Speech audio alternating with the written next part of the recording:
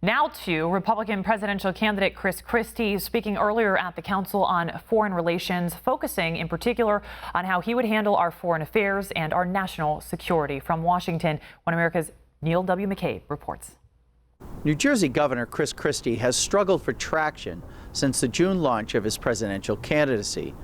But in the wake of the terrorist attacks in Paris and Mali, voters are giving the former federal prosecutor a second look. The governor made his case to the influential Council on Foreign Relations. When the FBI director stands up and says that he cannot assure the American people that Syrian refugees can be effectively vetted, that ends the conversation for the moment. Syrian refugees came up again in the question and answer period. And by the way, the federal government has a responsibility to let me know what's going on in my state as governor. And this administration doesn't inform governors when they place refugees in their state. The president, when we were all on the phone with him last week, told the governors, when that issue was raised to the president, he said, well, we'll try to do better.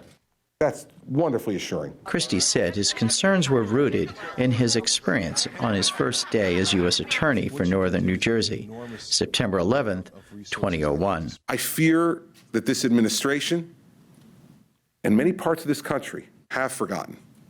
I can't forget, because terrorism is not theoretical to me. One of the council members in the audience was Bruce Limkin, a former Deputy Undersecretary of the Air Force and retired Navy officer. He's a leader.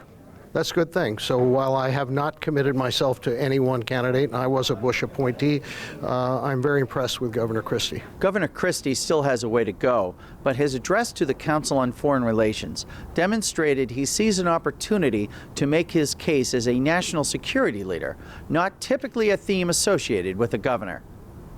Neil W. McCabe, One America News, Washington.